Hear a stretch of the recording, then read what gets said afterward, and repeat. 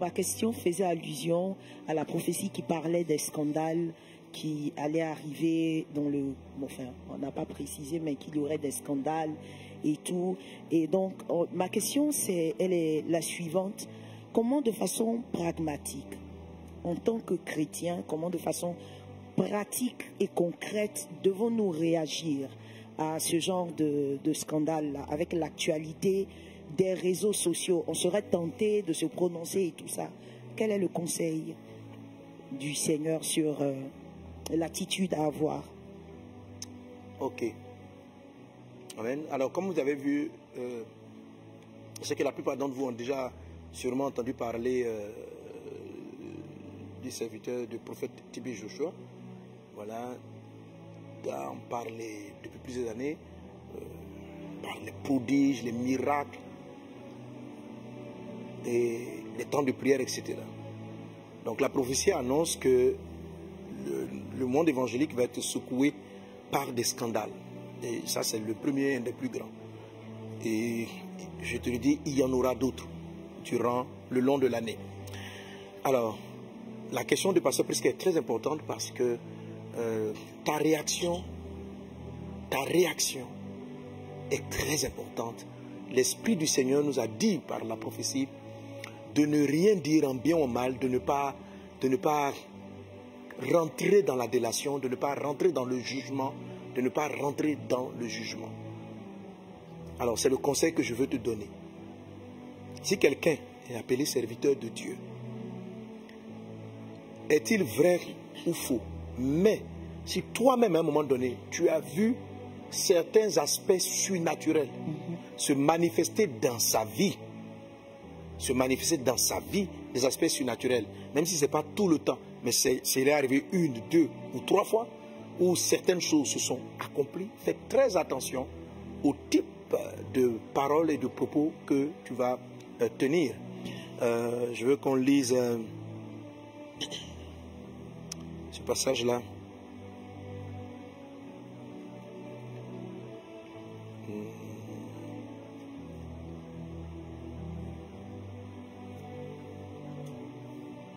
Je le retrouve rapidement.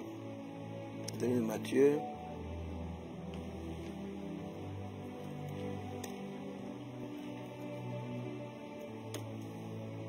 Bon, c'est un passage qu'on connaît bien. Hein? Voilà, Matthieu chapitre 12. Matthieu chapitre 12. Qui avait lu la dernière fois? C'est toi, le passage? Tu avais déjà lu un texte là, non? J'ai lu Genèse 6. Voilà, Pasteur Prisca, tu vas nous lire ta question, mais tu vas nous lire. Dis du Matthieu 12, du verset 24 au verset 31. On écoute cette lecture.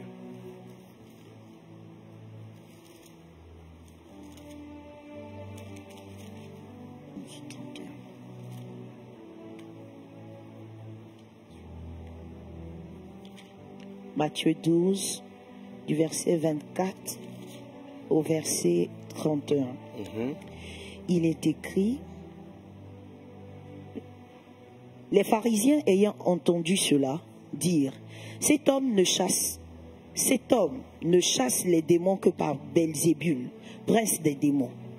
Comme Jésus connaissait leurs pensées, il leur dit, tout royaume divisé contre lui-même est dévasté, et toute ville ou maison divisée contre elle-même ne peut subsister. Si Satan chasse Satan, il est divisé contre lui-même. Comment donc son royaume subsistera-t-il? Et si moi, je chasse les démons par Belzébul, vos fils, par qui les chassent-ils? C'est pourquoi ils seront eux-mêmes vos juges. Mais si c'est par l'Esprit de Dieu que je chasse les démons, le royaume de Dieu est donc venu vers vous. Ou, comment quelqu'un peut-il entrer dans la maison d'un homme fort et piller ses biens sans avoir auparavant lié cet homme fort? Alors seulement il pillera sa maison. Celui qui n'est pas avec moi est contre moi, et celui qui n'assemble pas avec moi disperse. C'est pourquoi je vous dis, tout péché et tout blasphème sera pardonné aux hommes, mais le blasphème contre l'Esprit ne sera point pardonné. Quiconque parlera contre le Fils de l'homme, il lui sera pardonné, mais quiconque parlera contre le Saint-Esprit, il ne lui sera pardonné ni dans ce siècle, ni dans le siècle à venir. Ni dans le siècle à venir. C'est grave. Hein? Alléluia. Gloire à Dieu. Est-ce que vous avez noté ce passage? Voilà, vous voyez des choses pour lesquelles vous devez extrêmement faire attention. Alors, de quoi est-ce qu'il s'agit dans cette histoire? Jésus-Christ a guéri un muet. Et ça fait du bruit dans la ville. Les pharisiens, par jalousie, par beaucoup de choses, ont commencé à dire non, ne le suivez pas. Cet homme, il opère des miracles, pas par Dieu, mais par Belzébul. C'est le prince des ténèbres qui lui donne ses pouvoirs. Donc, faire voir les aveugles, parler les muets, etc. Et c'est là que Jésus a parlé du blasphème contre le Saint-Esprit. Alors, un des sens du blasphème contre le Saint-Esprit serait donc le fait d'attribuer les œuvres du Saint-Esprit au diable, au démon, à Satan. Le fait de les attribuer. Donc de qualifier un mouvement du Saint-Esprit comme étant un mouvement du diable. Jésus dit, faites très attention à cela, parce que c'est dans ce cadre-là qu'il dit, ça ne vous sera pardonné ni dans ce siècle-ci, ni dans le siècle à venir. Le blasphème. Blasphémer, ce sont des paroles qui sortent, qui injurient, qui dévalorisent. Et là, en l'occurrence, une action du Saint-Esprit. Et Jésus va dire quelque chose qui est très fort. Il va même faire la différence entre sa notion d'humain, parce que qui est accusé ici? Les pharisiens n'ont pas cité le Saint-Esprit. Ils n'ont pas cité le Saint-Esprit, mais pourtant Jésus dit, si vous blasphémez contre le Fils de l'homme, cela vous sera pardonné. Mais si vous blasphémez contre le Saint-Esprit, cela ne vous sera pas pardonné. De quoi est-il en train de parler? Quand ils ont blasphémé, est-ce qu'ils ont blasphémé contre le Saint-Esprit ou est-ce qu'ils ont blasphémé contre Jésus? Et, tu vois la différence, tu vois l'élément? Alors, regarde bien la phrase de Jésus. Jésus dit, donc là, comme vous pouvez ramener le verset, il dit cette phrase-là, tout péché, si vous blasphémez contre le Fils de l'homme. Lorsque Jésus utilise l'expression Fils de l'homme, il est en train de parler de sa nature humaine. Tu peux ramener le texte. Il dit, quiconque parlera contre le Fils de l'homme, il lui sera pardonné. C'est-à-dire, on sait qu'il s'agit de Jésus, Christ lui-même, mais tu peux dire mon enfance, ma vie, en tant qu'humain, ça peut être pardonné. Mais quand l'Esprit est venu sur moi, et c'est lui qui est en train d'opérer au travers de moi, il faut faire très attention. Il faut faire très attention. Amen. Amen. Donc, Jésus fait sortir la notion de la distinction entre l'individu et l'Esprit qui est en train d'opérer sur lui. Yes. Amen. Amen. Parce que tu conçois avec moi que les gens, les pharisiens, n'ont pas dit quelque chose contre le Saint-Esprit, n'ont pas dit ce n'est pas le Saint-Esprit, n'ont pas sorti la phrase. Mais ils ont attribué un miracle opéré par Jésus, Fils de Dieu, Yes. à des démons. Jésus dit, bon, moi, si c'est ma personne, il n'y a pas de problème. Mais comment dissocier la personne de Jésus à l'action du Saint-Esprit dans sa nature humaine? Bon, mais il faut arriver à trouver sa nature humaine et puis pouvoir dissocier les deux.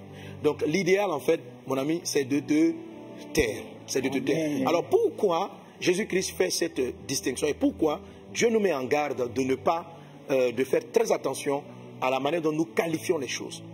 Il faut savoir comment fonctionne le manteau prophétique et le manteau du Saint-Esprit. Comment est-ce qu'il opère? Comment est-ce qu'il travaille? Un des passages très intéressants, je pense que je demanderai au pasteur Ouadja ou à Yannick, au pasteur Yannick.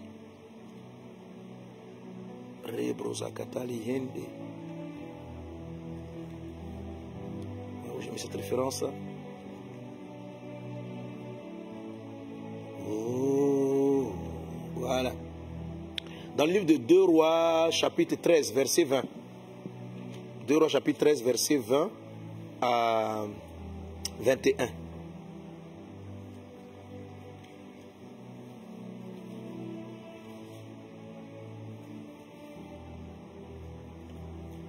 Deux Rois 13, verset 20 à 21. Oui.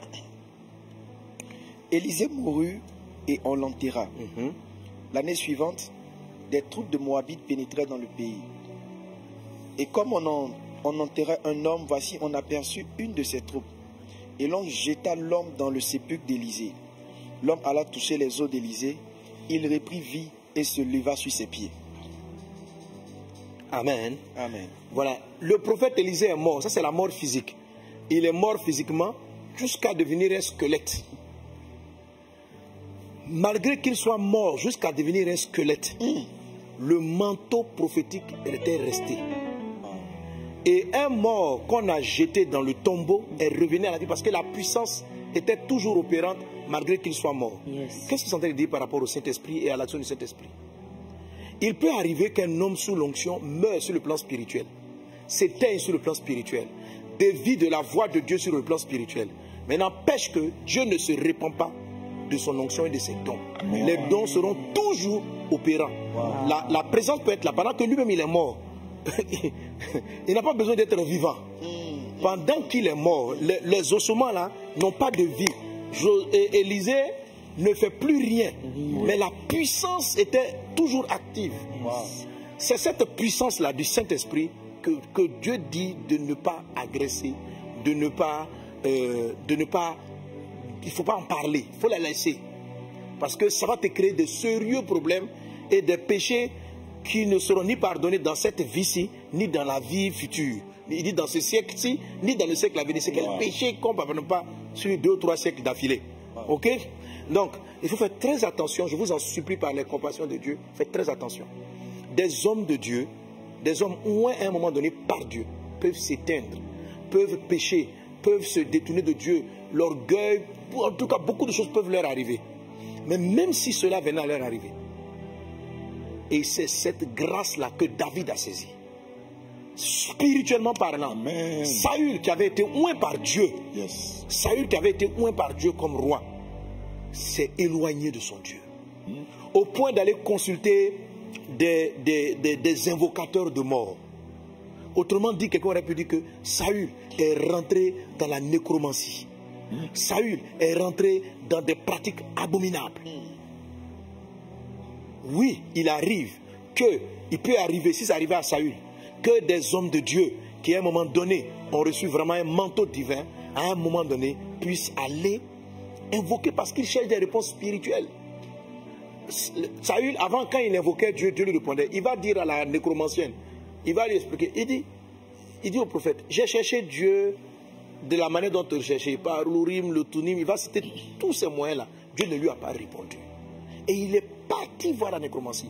Beaucoup de personnes qui à un moment donné ont été utilisées par Dieu, voyant que ils n'ont plus le même retour, sont prêts à aller se livrer à des esprits.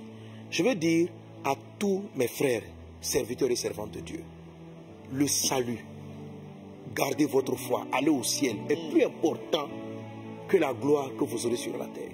Amen. Tu vas mourir tôt ou tard. Amen. Avant toi, il y a eu des prophètes, il y a eu des pasteurs qui sont morts. Tu vas partir. Ne vends pas ton âme pour la gloire. Ne vends pas ton âme aux ténèbres pour la notoriété. Ne vends pas ton âme, je t'en supplie. Si cette vidéo tombe sur quelqu'un qui est en train de tomber dans la chute de Saül, je t'en supplie par les compassions de Christ, reviens à ton Dieu. Amen. Dieu parle encore. Amen. Humilie-toi. Même s'il a dit que tu vas mourir, on a parlé des décrets prophétiques. Il dit tu mourras, mais si tu te répands de tes mauvaises œuvres et que tu reviens au Seigneur, tu seras pardonné. Amen. Dans sa miséricorde, il va te rétablir. Parce qu'il ne se répand pas de son onction. Ça, c'est pour la personne qui concerne le prophète, celui qui a été utilisé par Dieu un temps soit peu. Amen. Amen. Mais, pour la personne qui est extérieure, Dieu t'interdit. Et Saül, David l'a compris. Lorsque l'opportunité ou bien l'occasion lui était donnée de mettre fin au jour de Saül, il va sortir cette phrase: on ne portera pas la main sur loin de l'Éternel. Il n'a pas voulu voir celui qui s'était détourné de la voie de Dieu. Il a simplement voulu voir qu'un jour, il y a eu un manteau royal prophétique qui est venu se mettre sur sa vie. Amen. Et il a respecté le manteau, il a respecté l'onction. Il n'est pas rentré, il n'a pas vu ça comme étant l'occasion de critiquer et de dire des choses. Voilà. C'est la raison pour laquelle, ne connaissant pas l'origine des gens, ne sachant pas par rapport au prophète Tibi Joshua, est-ce que tu es obligé de parler? Prends ta route, tu vas avancer. C'est vrai. Fais ce que tu as à faire. Ne rentre pas parce que effectivement, certains peuvent avoir des puissances d'origine démoniaque. Mais si tu te trompes, si tu vas attribuer quelque chose que le Saint-Esprit est en train de faire à Satan, si tu te trompes, si tu as affaire à quelqu'un qui est comme ça, qui a connu Dieu, qui a été utilisé par Dieu, et puis à un moment donné qui se détourne de Dieu, mais n'empêche que le manteau est tout le temps là. Même Élisée mort, le manteau était là. Ça n'a rien à voir avec la personne. Ça n'a rien à voir avec la personne. Donc certains ont critiqué des œuvres que Dieu a bâties à un moment donné, des grandes œuvres avec certains, et ils ont fini par s'éloigner de Dieu. Et vous allez les juger par rapport à le fait qu'ils soient éloignés de Dieu pour dire donc que tout ce qu'ils ont fait jusqu'à présent, ça ne peut pas être le Saint-Esprit. Mais en le faisant, vous blasphémez contre le Saint-Esprit. Vous attribuez une œuvre du Saint-Esprit à des démons.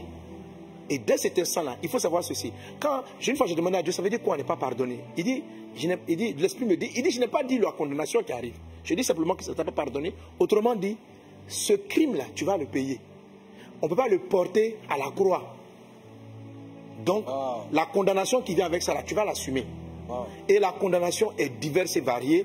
On ne peut pas dire exactement ce qui va arriver. Mais une des choses que Dieu m'a dites et qui arrive le plus souvent, c'est que cette manière de faire disqualifie le critiqueur et le calomniateur, le disqualifie de la même grâce. Ça le disqualifie systématiquement de la même grâce.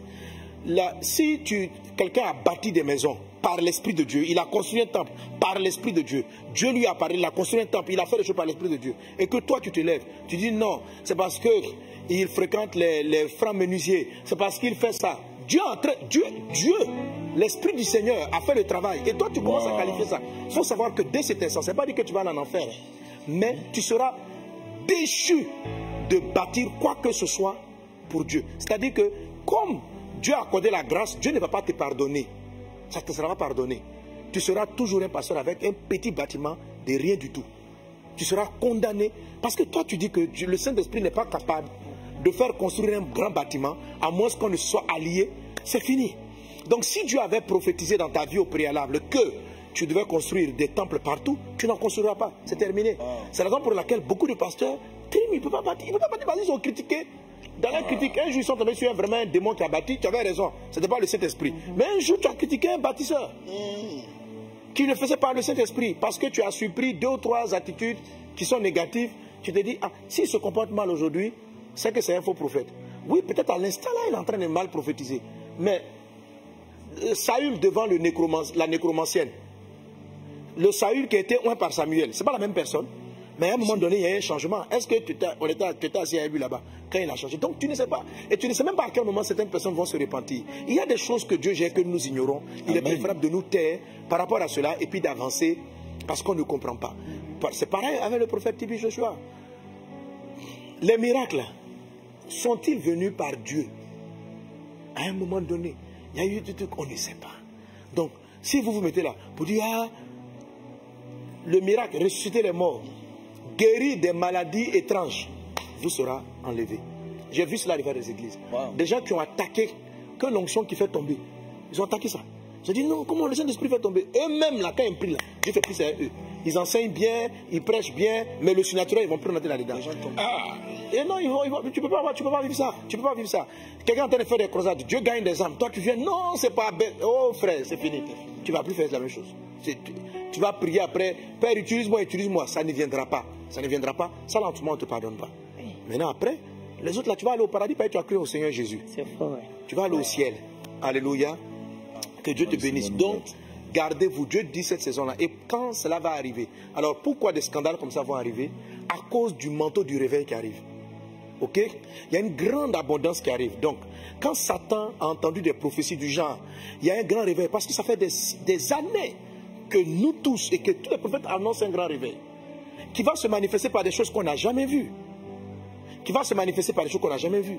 Donc, avant que ça n'arrive, Satan va t'amener à blasphémer contre ce que Dieu pourra faire avec toi. De sorte que tu ne sois pas pardonné et qu'au moment où l'abondance va arriver, toi tu ne rentres pas. Si Dieu annonce l'abondance de la finance, c'est-à-dire le Saint-Esprit a fait prospérer quelqu'un, tout ce qui touche était béni. Et puis toi tu te mets là, le monsieur là il s'enrichit parce qu'il travaille avec telle loge, il s'enrichit. Quand l'abondance financière va arriver là, toi, tu verras mais tu n'entreras pas. C'est parce que Élisa a prophétisé sur le garde, le porteur de Cannes. Il dit tu verras, mais toi tu ne vas pas manger.